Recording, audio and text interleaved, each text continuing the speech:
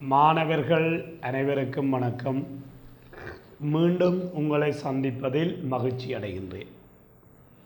நாங்கள் கடந்த காணொளி மூலம்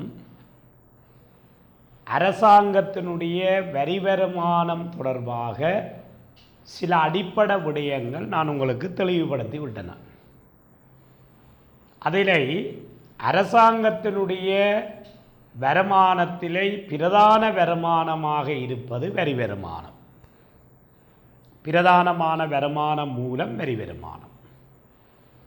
அப்போ அந்த அரசாங்கத்தினுடைய வரி வருமானத்திலே நாங்கள் வரிகளை ரெண்டு வகையாக பிரித்து பார்த்தோம்.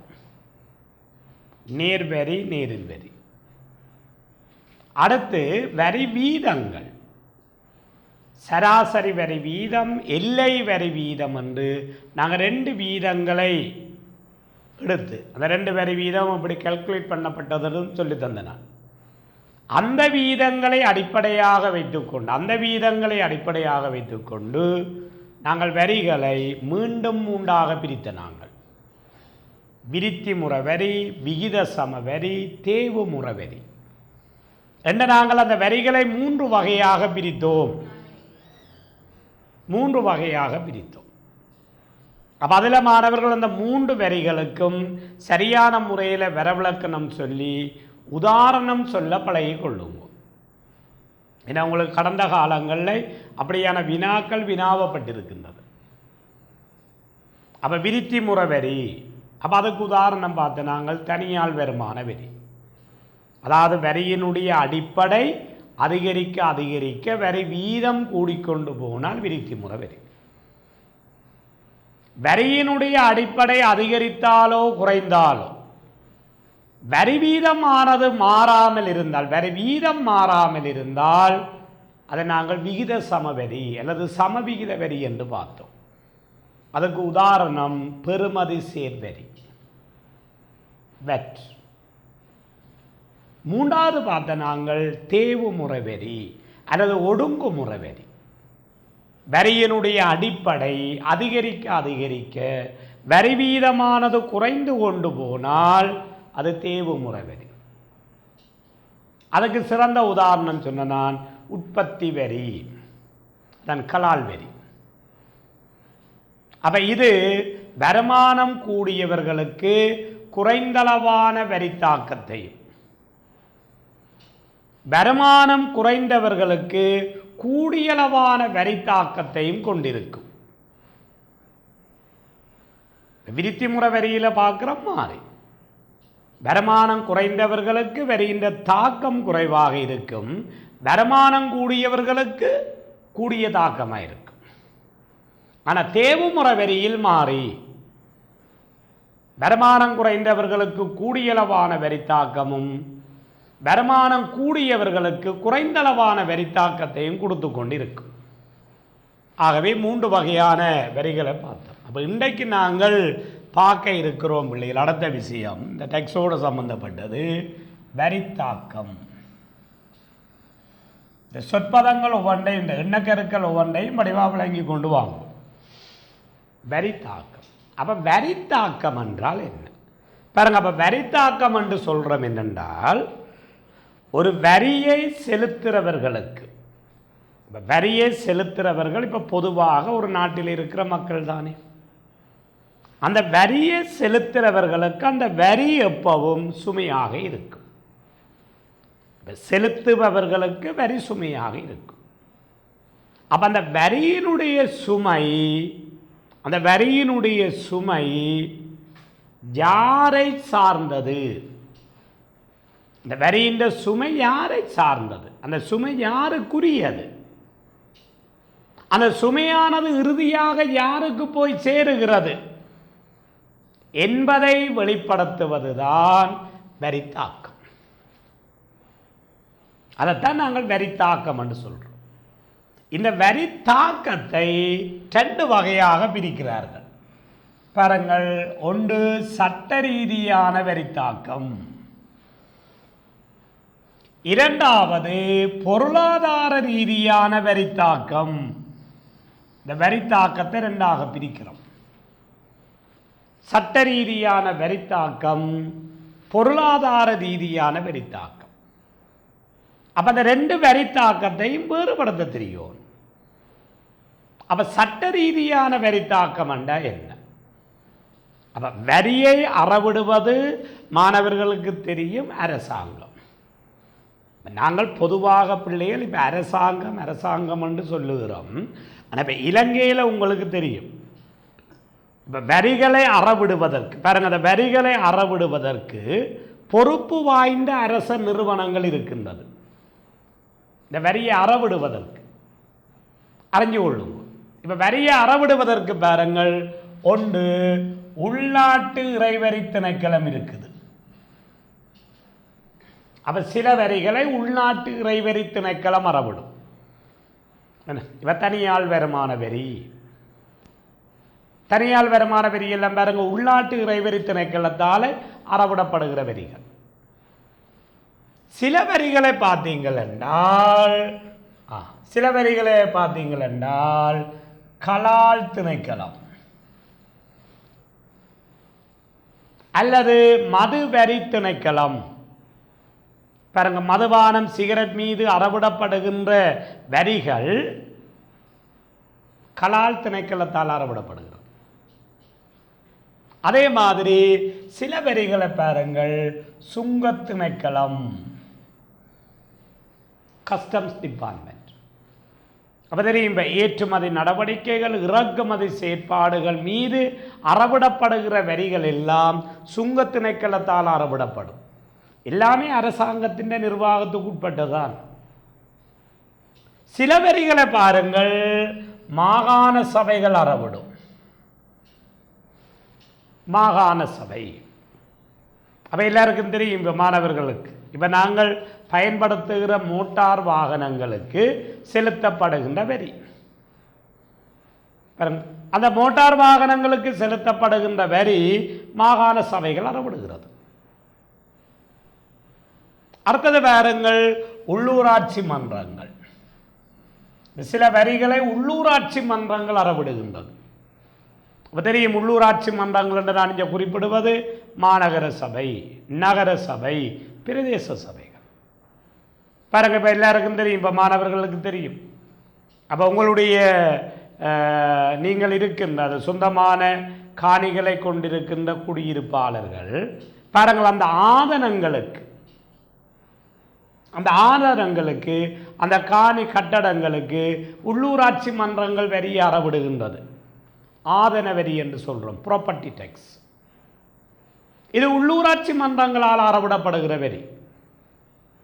நான் இதில் குறிப்பிட வரியை அறவிடுவது அரசாங்கம். ஆனால் இலங்கையில் பாருங்கள் இவ்வளவு அரச நிறுவனங்களும் வரி அறவீட்டோடு சம்பந்தப்பட்டவர்கள். சரி, இப்போ நாங்கள் சொல்ல வந்த விஷயம் என்னென்றால், அரசாங்கத்துக்கு வரியை உத்தியோகபூர்வமாக உத்தியோகபூர்வமாக யார் செலுத்துகிறாரோ அவருக்குத்தான் அந்த வரியின் சுமை உண்டு என்பதை கூறுவது சட்ட ரீதியான வரித்தாக்கம். யார் அரசாங்கத்துக்கு வரியை உத்தியோகபூர்வமாக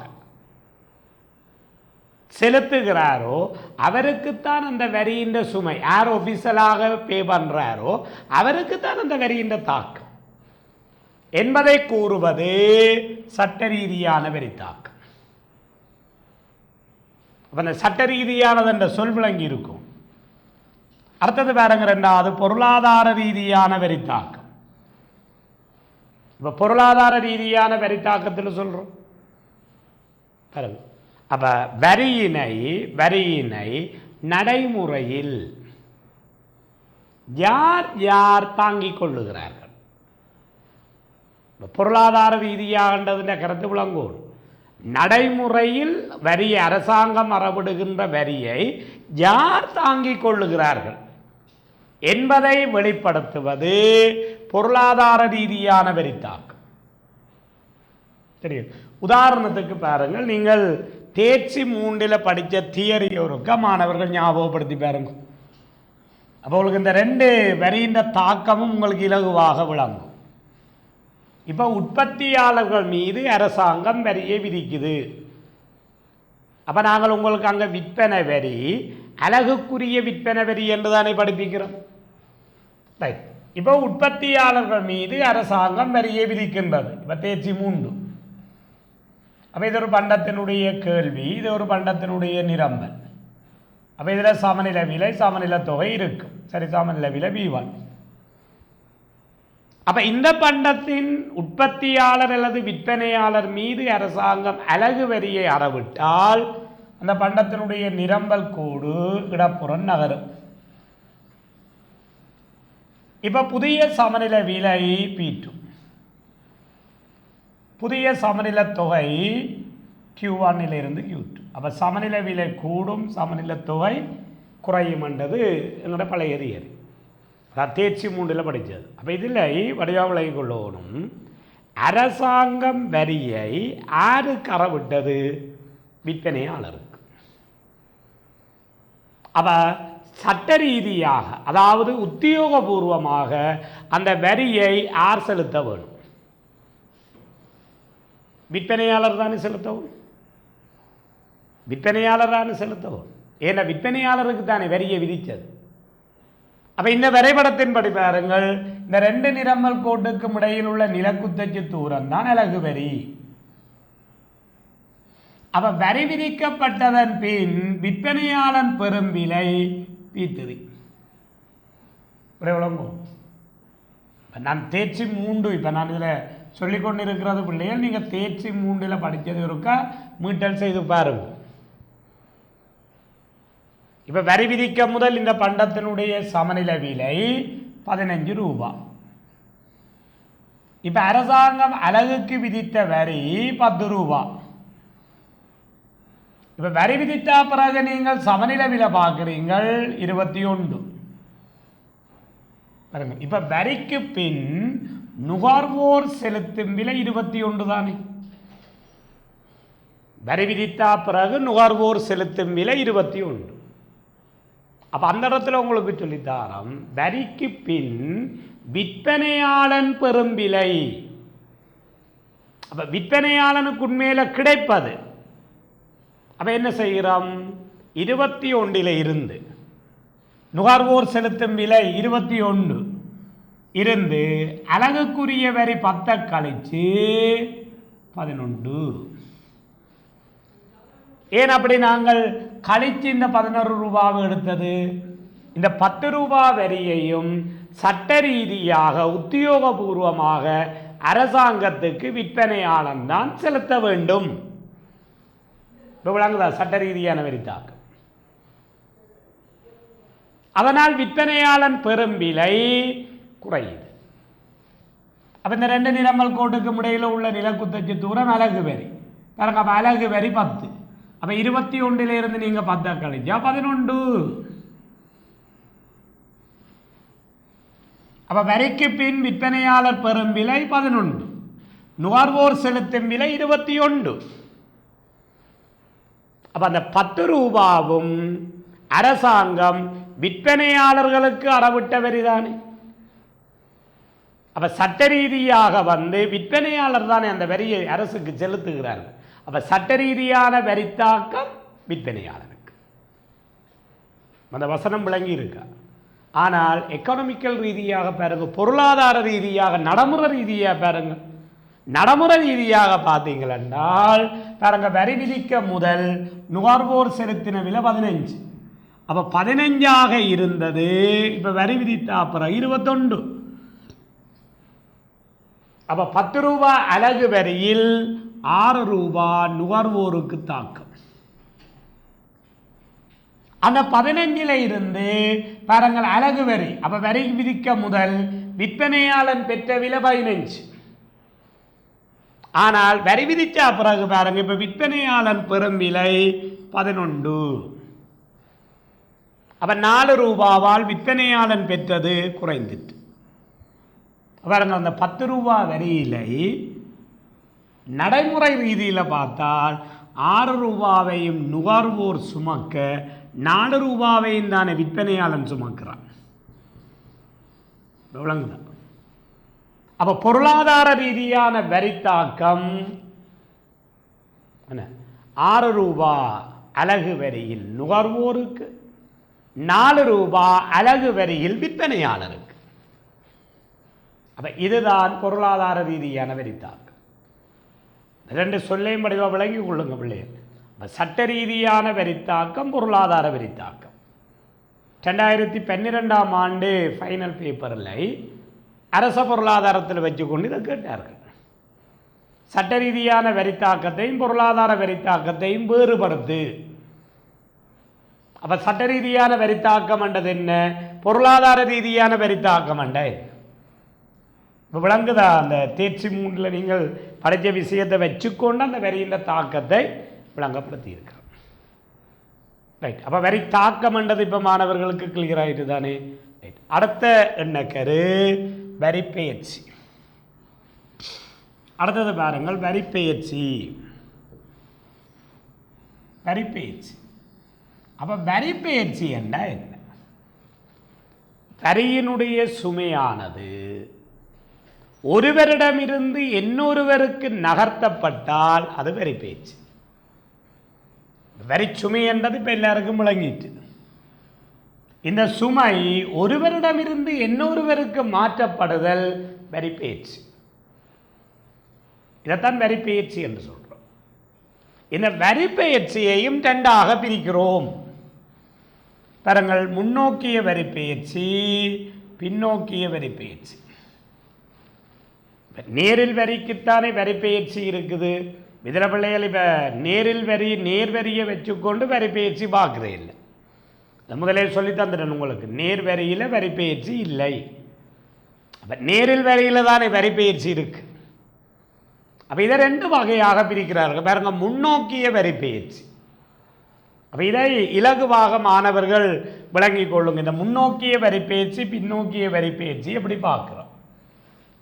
இப்போ நாங்கள் நடுவை பொருட்களையும் சேவைகளையும் உற்பத்தி செய்கிற உற்பத்தியாளர் இருக்கிறார். இங்கே உற்பத்தியாளர். இப்போ இவர் உற்பத்தி செய்கிற பண்டம் கொள்வனவாளர்களுக்கு விற்கப்படும். அப்போ கொள்வனவாளர் தானே நுகர்வோர். பொருள் சேவைகளின் உற்பத்திக்கு காரணி சேவையை வழங்குபவர்கள் இருப்பார்கள். காரணி சேவைகளை வழங்குபவர்கள். நடுவ உற்பத்தியாளனை காட்டியிருக்கிறேன். இங்காலை இடது பக்கத்திலே கொள்வனவாளர், அங்கால வலது பக்கத்தில் காரணி சேவை வழங்குனர். ஒரு உற்பத்தி நடவடிக்கைக்கு காரணி சேவையை வழங்குவர். அப்போ உற்பத்தியாளர்களைத்தானே நாங்கள் வருமான வட்ட பாய்ச்சலில் நிறுவனத்துறை என்று படித்தோம். காரணி சேவை வழங்குனர் தானே பிள்ளைகள் வீட்டுத்துறை. சரி, இப்போ அரசாங்கம் ஒரு உற்பத்தியாளர் மீது, பொருள் சேவைகளின் உற்பத்தி மீது வரி விதிக்குது. அப்போ உற்பத்தி மீது விதிக்கப்படுகிற வரி நேரில் வரிதானே. பாருங்க, அந்த வரியினுடைய சுமையின் ஒரு பகுதியை அந்த உற்பத்தியாளர்கள் கொள்வனவாளர்களுக்கு நகர்த்தினால், பாருங்க, அந்த வரியினுடைய சுமையை கொள்வனவாளர்களுக்கு நகர்த்தினால், அந்த சுமையை கொள்வனவாளர்களுக்கு நகர்த்தினால் அது முன்னோக்கிய வரிப்பெயர்ச்சி.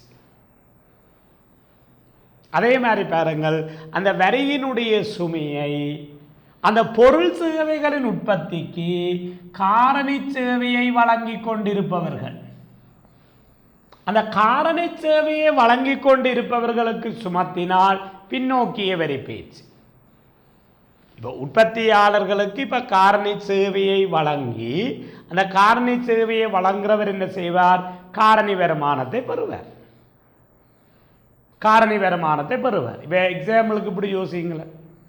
இப்போ அரசாங்கம் இப்போ உற்பத்தியாளர்கள் மீது அறவிடப்படுகின்ற ஒரு தொகை வரி பணத்தை எடுப்போம். சரி, இப்போ அரசாங்கம் சொல்லுது இந்த உற்பத்திக்கு நீங்கள் 10,000 ரூபா வரி கட்டணும். இப்போ உற்பத்தியாளர்கிட்ட தான் பெரிய சட்ட ரீதியாக கேட்போம். இப்போ அந்த உற்பத்தியாளர் என்ன செய்கிறார், தான் விற்கிற பொருட்களின் விலையை கூட்டி, தெரியல விலையை கூட்டி பாருங்கள், 6000 ரூபாவை நுகர்வோர்களிடமிருந்து எடுக்கிறார். பாருங்க, இந்த 10,000 ரூபாவிலே 6000 நுகர்வோர்களிடமிருந்து எடுக்கப்படுது. அது எப்படி என்றது மாணவர்களுக்கு தெரியும். அப்போ நிரம்பலை குறைத்து சந்தையில் ஒரு மிகை கேள்வியை உருவாக்கினால் விலை கூடும். அப்போ அந்த விலை அதிகரிப்பின் மூலமாக நுகர்வோர்கள்ட்ட இருந்து 6000 ரூபாவை உற்பத்தியாளர் எடுக்கிறான். இப்போ என்ன, 4000 ரூபா வேணும்.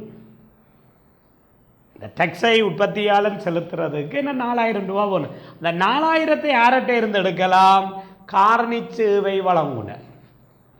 எப்படி காரணி சேவை வழங்குனர் எடுக்கலாம், அப்போ உற்பத்தியாளர்களுக்கு காரணி சேவையை வழங்கி இவர் இங்கே இருந்து காரணி வருமானத்தை எடுத்துக்கொண்டிருப்பார். சரி, இப்போ காரணி சேவையின் உடைமையாளர்களுக்கு இப்போ உதாரணத்துக்கு காரணி வருமானமாக 50,000 போதென்று வைப்பமே. இப்போ 50,000 ரூபா உற்பத்தியாளர்கள்ட்ட இருந்து காரணி வருமானமாக போகுது. இப்போ உற்பத்தியாளர்கள் அந்த காரணி சேவையின் உடைமையாளர்கள் பெறுகிற வருமானத்திலே இப்போ 4000 ரூபாவை கழித்து கொண்டு இப்போ என்ன செய்ய போயினோம், காரணி சேவையின் உடைமையாளருக்கு இப்போ 46,000 கொடுக்கணும். அப்போ ஏன் 4000 கழித்தவை, ஏன் 4000 உற்பத்தியாளன் கழித்தான், அந்த காரணி சேவையின் உடைமையாளர்கிட்ட இருந்து 4000 தான் எடுக்கிறான். அப்போ இப்போ அந்த வரிச்சுமையில் 4000 உற்பத்தியாளர் காரணி சேவையின் உடைமையாளர் மீது சுமத்தி போட்டான். அப்போ விளைய கொள்ளுங்க. அப்போ நுகர்வோர்கள்ட்ட இருந்து 6000, காரணி சேவையின் உடைமையாளர்கிட்ட இருந்து 4000 இதை எடுத்து இப்போ உத்தியோகபூர்வமாக வரியை அறவிடுகின்ற அரசுக்கு, உத்தியோகபூர்வமாக வரியை அறவிடுகின்ற அரசுக்கு அந்த உற்பத்தியாளன் வரியை கட்டுவான். அப்போ பொருளாதார ரீதியில் பாருங்கள், வரியினுடைய தாக்கம் இங்கே யாருக்கென்று கேட்டால் கொள்வனவாளனுக்கும் காரணி சேவையின் உடைமையாளருக்கும். ஆனால் சட்ட ரீதியான வரி தாக்கம் யாருக்கென்று கேட்டால் உற்பத்தியாளனுக்கு. ஏன், உற்பத்தியாளன் தானே இந்த டேக்ஸை கொண்டு ஒபிசலாக கட்ட போகிறான். விளங்கிட்டா பிள்ளைகள்? அப்போ வரியினுடைய பயிற்சியிலை இதை திருப்பி சொல்லியிருக்கு. அப்போ என்ன சொல்லுங்க, முன்னோக்கிய வரி பயிற்சி என்ன, பொருள் சேவைகளின் உற்பத்தி மீது அறவிடப்படுகின்ற வரியினுடைய சுமையின் ஒரு பகுதி கொள்வனவாளர்களுக்கு கடத்தப்பட்டால் முன்னோக்கிய வரி பயிற்சி, கொள்வனவாளனுக்கு கடத்தப்பட்டால் முன்னோக்கிய வரி பயிற்சி. அந்த உற்பத்தியாளர்கள் மீது விதிக்கப்படுகின்ற வரி சுமையில் ஒரு பகுதி காரணி சேவை வழங்குனர், காரணி சேவை என்ற உடைமையால் அந்த காரணி சேவை என்ற வழங்குனர் மீது சுமத்தப்பட்டால் அது பின்னோக்கிய வரி பேச்சு. அப்போ நாங்கள் முன்னோக்கிய வரி பேச்சு, பின்னோக்கிய வரி பேச்சு என்று சொல்லி இந்த வரி பேச்சியை 2 வகையாக பிரிச்சிருக்கிறோம். இப்படி ஒரு வரைபடத்தை போட்டு நீங்கள் விளங்கினீங்களா ஈஸியாக இருக்கும். சரிய பிள்ளைகள், இப்போ அடுத்தது நாங்கள் ஒரு முக்கியமான விஷயத்துக்கு வர போகிறோம். சரி, இந்த வரி விதிப்பின் காரணமாக இந்த டேக்ஸோட சம்பந்தப்பட்ட ஒரு விடயம்தான் வரியின் மிகைச்சுமை. வரியின் மிகைச்சுமை,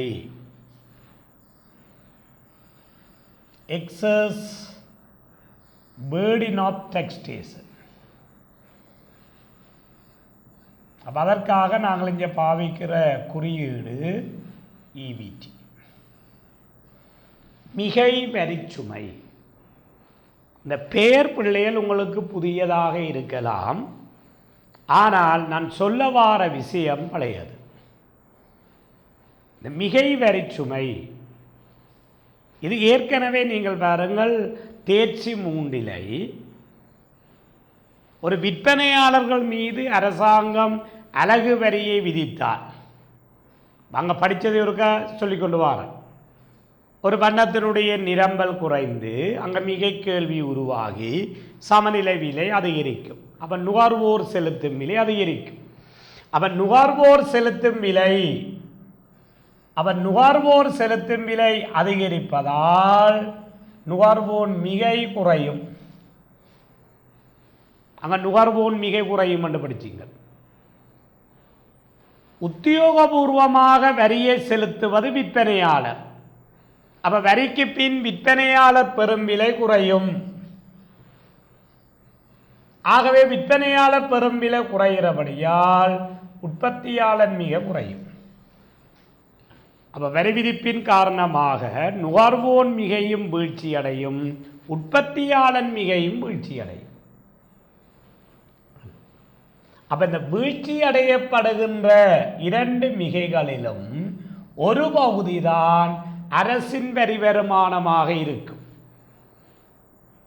அப்ப இழக்கப்பட்ட நுகர்வோன் உற்பத்தியாளன் மிகையில் அரசாங்கத்தின் வரி வருமானத்துக்குள் உள்ளடங்காத பகுதியை அங்கே உங்களுக்கு சொல்லித்தார நாங்கள் ஈடு செய்ய முடியாத இழப்பு, டெட் வெயிட் லாஸ், ஈடு செய்ய முடியாத இழப்பு. இப்போ ஞாபகம் வந்துட்டே பிள்ளைகள், ஈடு செய்ய முடியாத இழப்பு, அந்த ஈடு செய்ய முடியாத இழப்பத்தான் இங்கே நாங்கள் உங்களுக்கு சொல்லித்தர போகிறோம் மிகை வரி சுமை. அப்போ மாணவர்கள் விளங்கிக் கொள்ளவோனும், வரி விதிப்பின் காரணமாக ஏற்படுகின்ற ஈடு செய்ய முடியாத இழப்பும் மிகை வரி சுமையும் ஒரே விடயம். பெயர்கள் இரண்டு, ஆனால் விடயம் உண்டு. ஈடு செய்ய முடியாத இழப்பும் மிகை வரி சுமை. அதை இந்த இடத்துல உங்களுக்கு சொல்கிறேன், மிகை வரி சுமை. அவரி பாருங்க, மிகை வரி சுமை என்றால் என்ன? அப்போ ஒரு பண்டத்தின் உற்பத்தியாளர் அல்லது விற்பனையாளர்கள் மீது வரி விதிக்கப்பட்டால் பாருங்க, அந்த வரி விதிப்பின் காரணமாக நிரம்பலானது குறையும். அப்போ நிரம்பல் கோடு இடப்புறம் நகரும். இது நீங்கள் தேர்ச்சி 3 படித்தது. அதனால் நுகர்வோர் செலுத்தும் விலை அதிகரிக்கும். பாருங்கள், அப்போ வரிக்கு பின் நுகர்வோர் செலுத்தும் விலை P1. அப்போ சட்ட ரீதியாக வரியை அரசாங்கம் யாருக்கு அறவிட்டது? விற்பனையாளருக்கு. அப்போ சட்ட ரீதியாக விற்பனையாளன் தானே வரியை கட்ட வேணும். அப்போ இந்த 2 நிரம்பல் கோட்டுக்கும் இடையில் உள்ள குத்தச்சு தூரம் தான் அலகு வரி. அப்போ அந்த அலகு வரியை நீங்கள் கலைத்து விட்டால் வரிக்கு பின் விற்பனையாளன் பெறும் விலை P2. அப்போ பாருங்க, வரி விதித்ததால் நுகர்வோர் செலுத்தும் விலை கூடுது. அப்போ வரி விதிக்க முதல் P0 தானே சமநிலை விலை. அப்போ இந்த சமநிலை விலையில் பாருங்க, நுகர்வோர் மிகை இந்த பெரிய முக்கோண பகுதி, வரிக்கு பின் நுகர்வோர் செலுத்தும் விலை P1. அப்போ P1 நிலை நுகர்வோர் மிகை இந்த சிறிய முக்கோண பகுதி. அப்போ வரி விதிப்பின் காரணமாக நுகர்வோர் மிகை பாருங்கள் இந்த சரிவக பகுதியால் குறையும். இந்த சரிவக பகுதியால் நுகர்வோர் மிக குறையும். அதான் நான் சொல்லி போட்டேனே, வரி விதிப்பின் காரணமாக இந்த மறைமுக வரியை வச்சு பார்க்குறேன். நுகர்வோர் செலுத்தும் விலை அதிகரிப்பதால் நுகர்வோர் மிகை வீழ்ச்சி அடையும். எவ்வளவால நுகர்வோர் மிகை வீழ்ச்சி அடையும்? இந்த சரிவக பகுதி. சட்ட ரீதியாக வரியை செலுத்துறது விற்பனையாளன். அப்ப வரிக்கு பின் விற்பனையாளன் பெறும் விலை P2. அப்ப பாருங்க, வரி விதிக்க முதல் P0. அப்ப P0 விலை நுகர்வோர் செலுத்தும் விலையும் விற்பனையாளன் பெறும் விலையும் சமன். இந்த முக்கோணமாக இருந்தது எரி விற்பனையாளன் பெறும் விலை P2 சின்ன முக்கோணமாக வரும். அப்போ கீழே இருக்கிற இந்த சரிவக பகுதியாலை என்ன நடக்கும்? உற்பத்தியாளன் மிகை வீழ்ச்சி அடையும். அப்போ ஆகவே வடிவங்களை கொள்ளுங்கள், வரி விதிப்பின் காரணமாக நுகர்வோர் செலுத்தும் விலை அதிகரிப்பதால் நுகர்வோர் மிகை வீழ்ச்சி அடையும். விற்பனையாளன் பெரும் விலை குறைவதால் உற்பத்தியாளன் மிகை வீழ்ச்சி அடையும். இப்போ 2 மிகையும் குறைந்துட்டல்லோ. அப்போ இந்த படத்தின்படி நீங்கள் பார்த்தீங்கள் என்றால்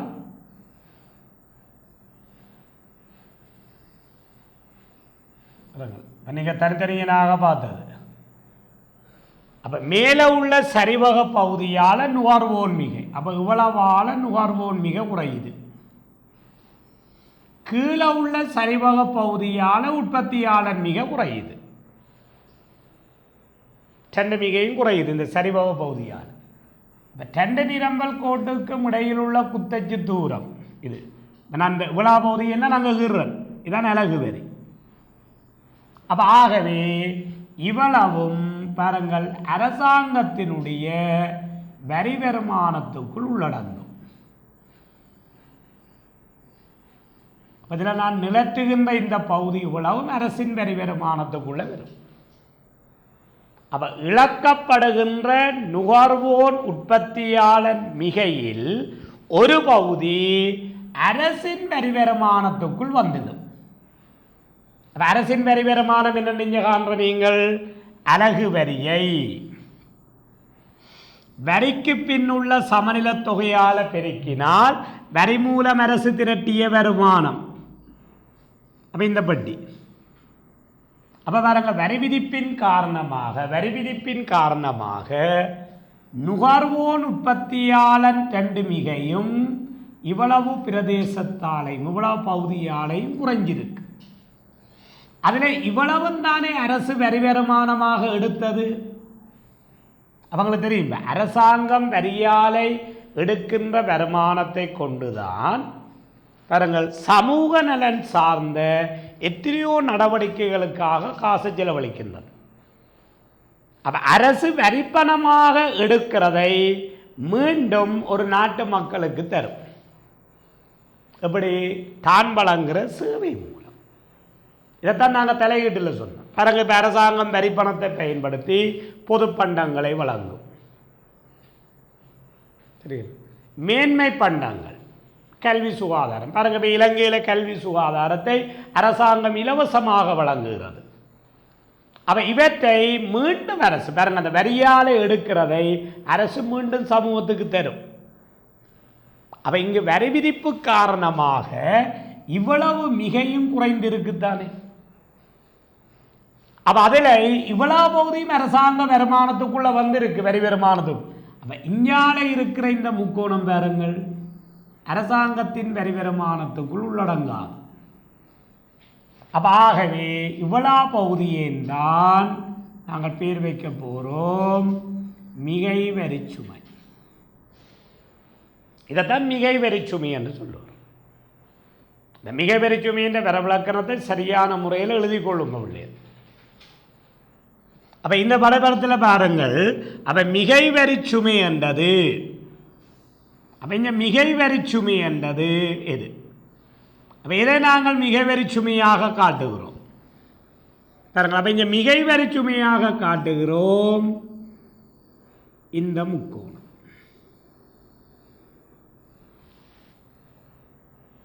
இந்த முக்கோண பகுதி தான் மிகை வரிச்சுமை. அப்ப இதானே அங்க வரி விதிப்பின் காரணமாக ஏற்பட்ட ஈடு செய்ய முடியாத இழப்பு. ஒரு மிகையான சுமையொன்று சமூகத்துக்கு உருவாகுது. விளங்குதா? ஒரு மிகையான சுமையொன்று அங்கே உருவாகி கொண்டிருக்கு. அப்ப இந்த மிகை வரி சுமை என்றது பெயர் புதியதாக இருக்கலாம், ஆனால் அந்த எண்ணக்கருவினுடைய விளக்கம் பழையது.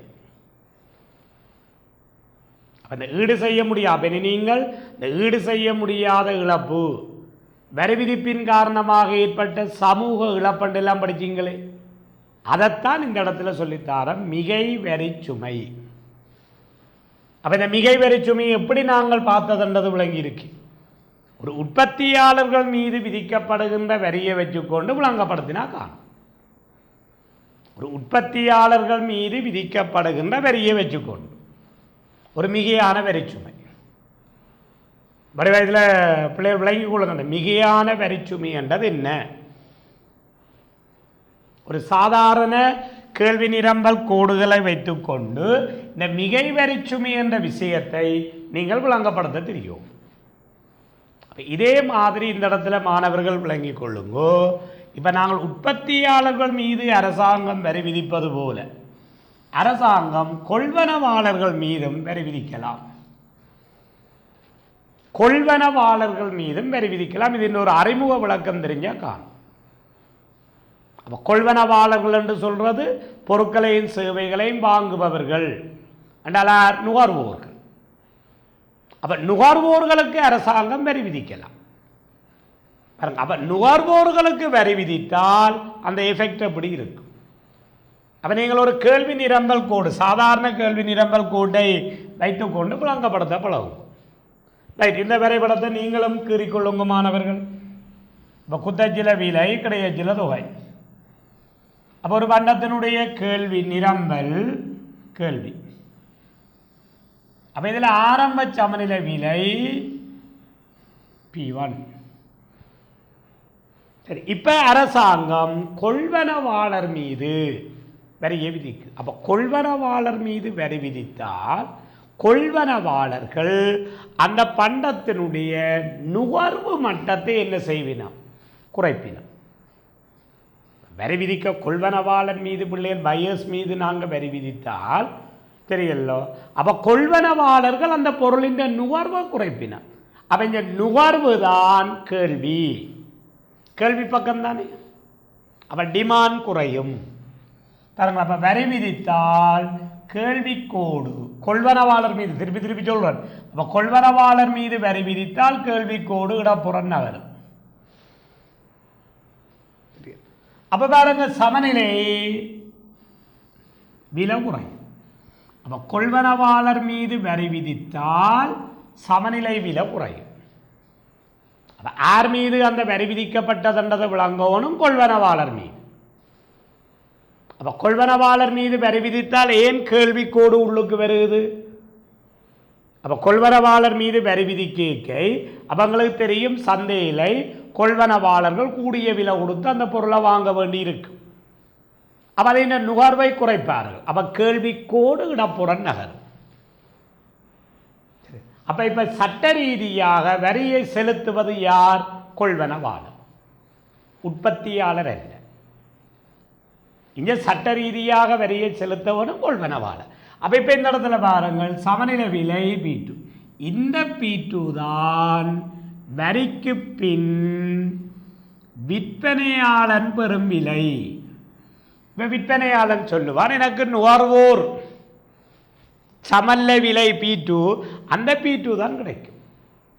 அப்போ இந்த விலையோட அலகு வரியை சட்டப்படி செலுத்தவனும் விற்பனையாளன் தானே. அப்போ இந்த ரெண்டு கேள்வி கோட்டுக்கு இடையில் உள்ள குத்தச்சி தூரம் தான் அலகு வரி.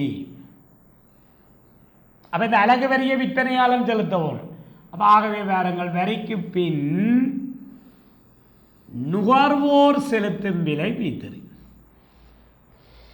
அப்போ P3 தான் வரிக்கு பின் நுகர்வோர் செலுத்தும் விலை. அப்போ ஆகவே மாணவர்கள் தெளிவாக விளங்கணும், கொள்வனவாளர் மீது அரசாங்கம் வரி விதித்தால் நுகர்வோர் அல்லது கொள்வனவாளர் வரிக்கு பின் செலுத்தும் விலை கூடும். உற்பத்தியாளர் மீது விதித்தாலும் சரி, கொள்வனவாளர் மீது இருந்து தேறிய விளங்கணும். அப்போ நுகர்வோர் செலுத்தும் விலை கூடும், விற்பனையாளன் பெறும் விலை குறையும். அப்போ இங்கே அலகு வரியை உத்தியோகபூர்வமாக யார் செலுத்த வேணும்? அலகு வரியை உத்தியோகபூர்வமாக யார் செலுத்த வேணும்? நுகர்வோர். அப்போ இந்த விலை, அப்போ கேள்வி குறைஞ்சதால தான் சமநிலை விலை குறைஞ்சது, சமநிலை தொகை குறையுது. அப்போ கொள்வனவாளர்கள் மீது வரி விதித்தால், அப்போ முதலாவது பாயிண்ட் மாணவர்களுக்கு தெரியணும், கேள்வி குறையும். உற்பத்தியாளர் மீது வரி விதித்தால் நிரம்பல் குறையும். சென்னையை ஒப்பிட்டு படியும், அங்கே நிரம்பல் குறையும், இங்கே கேள்வி குறையும். அப்போ கேள்வி குறைந்தால் சமநிலை விலை குறையும். உற்பத்தியாளர் மீது வரி விதித்தால் பார்த்த நாங்கள் நிரம்பல் குறையும். அப்ப நிரம்பல் குறையக்கு என்ன செய்யும்? சமநிலை விலை கூடும். ஆனால் இங்கே சமநிலை விலை குறையும். அப்ப ஆகவே நுகர்வோருக்குத்தானே சட்ட ரீதியான வரி. அப்ப நுகர்வோர் செலுத்தும் விலை அதிகரிக்கும், விற்பனையாளன் பெறும் விலை குறையும். அது பழையது. சரி. அப்ப நுகர்வோர் செலுத்தும் விலை அதிகரித்தால் நுகர்வோர் மிக வீழ்ச்சி அடையும், விற்பனையாளன் பெறும் விலை குறைந்தால் உற்பத்தியாளன் மிக வீழ்ச்சி அடையும்.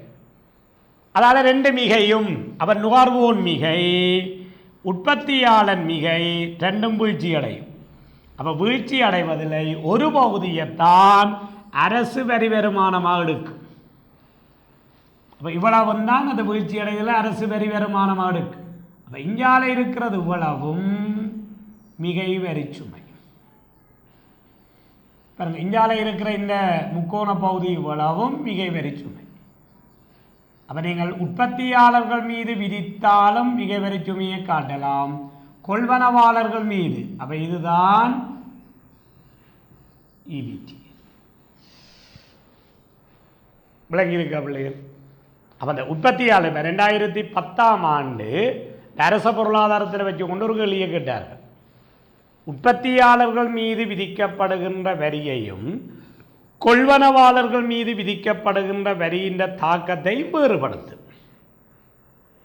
நான் சொல்றது எதிரியாம் ஆண்டு கேள்வி 2010. அப்ப மாணவர்கள் தெண்டையும் பாருங்கள். அப்ப உற்பத்தியாளர்கள் மீது வரி விதிக்கிறோம் என்றால் நிரம்பலை குறைக்கும், நிரம்பல் கோட்டை வச்சு அதைத்தானே தேர்ச்சி 3லேயும் படிப்பிச்சு கொண்டு வர. கொள்வனவாளர்கள் மீது வரி விதித்தால் கேள்வியை குறைக்கும். அப்ப கேள்வியை குறைத்தால் சந்தையில் என்ன நிரம்பலில் மாற்றம் இல்லை, அப்ப மிகையான நிரம்பல் தோற்றம் பெறும். அப்ப சமநிலை விலை குறையும். ஆனா இங்க வரி சட்ட ரீதியாக வரி தாக்கம் யாருக்கு? சட்ட ரீதியான வரி தாக்கம் கொள்வனவாளனுக்கு. உற்பத்தியாளன் மீது வரி விதிக்கை சட்ட ரீதியான வரி தாக்கம் யாருக்கு? உற்பத்தியாளனுக்கு. இந்த பிள்ளைகள் உற்பத்தியாளன் விற்பனையாளன் என்று நான் குறிப்பிடுவது ரெண்டு பேரும் உண்டு. அப்ப அது நிரம்பல் பக்கம், இது கேள்வி பக்கம். அப்ப இதையும் மாணவர்கள் இதில் தெளிவாக விளங்கிக் கொள்ளுவோம். விளங்கி இருக்க பிள்ளைகள்? அப்ப நாங்கள் இன்றைக்கு பார்த்த காணொலி ஊடாக, இன்றைக்கு நாங்கள் பார்த்த இந்த காணொலி மூலம் பாருங்க என்னென்ன விஷயம் வரியில் படிச்சிருக்கிறோம். அப்ப வரி தாக்கம் படிச்சிருக்கிறோம், அதில் 2. வரியினுடைய பெயர்ச்சி படிச்சிருக்கிறோம், அதில் 2. மிகையான வரிச்சுமை, அந்த மிகை வரிச்சுமை என்றால் என்ன? அது உற்பத்தியாளர்கள் மீது வரி விதித்தாலும் மிகை வரிச்சுமையை விளங்கப்படுத்த தெரியணும், உற்பத்தியாளன் மீது வரி விதித்தாலும் மிகை வரிச்சுமையை விளங்கப்படுத்த தெரியணும். வித்தியாசம் என்னன்றதை வடிவாக விளங்கப்படுத்தி இருக்கிறேன். வரைபடங்களை சாதாரண கேள்வி நிரம்பல் கோடுகளை வச்சு கொண்டு வேறு. அப்போ நாங்கள் இந்த வரி தொடர்பாக விழா விஷயமும் இன்றைக்குரிய காணொலியூடாக பார்த்திருக்கிறோம்.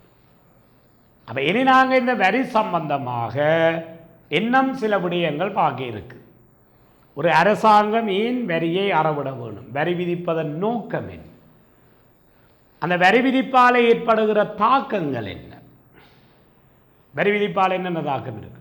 ஒரு சிறந்த வரி என்னென்ன பண்புகளை கொண்டிருக்க வேண்டும்? ஒரு நல்லதொரு வரியில் காணப்பட வேண்டிய பண்புகள். அடுத்தது இலங்கை அரசாங்கத்தின் வரி வருமானத்தின் அண்மைக்கால நிலைமை. என்னென்ன வரிகளை இலங்கை அரசு அறவிட்டு எதால கூட வருமானம் எடுத்துக்கொண்டிருக்கின்றதை பற்றி நாங்கள் அண்மைக்கால நிலைமையும் பார்த்தோம் என்று சொன்னால் அரச வருமானம் என்ற பக்கம் பூர்த்தியாகும். இதில் பிள்ளைகள் நான் சொல்கிறது திரும்ப திரும்ப சொல்கிறது, உங்களுக்குரிய பாடத்திட்டத்துக்குரிய பிரதான விடயங்கள் இதில் கலந்துரையாடப்படுகிறது.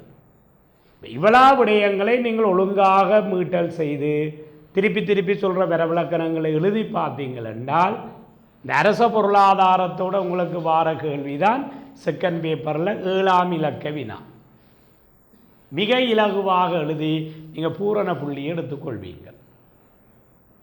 சரி மாணவர்கள், அப்போ இவ்வளவு நேரமும் நான் சொன்ன கருத்துக்களை செவிமடுத்த உங்களுக்கு நன்றியை கூறி உங்களிடமிருந்து விடைபெற்றுக் கொள்ளுகிறேன். நன்றி, வணக்கம்.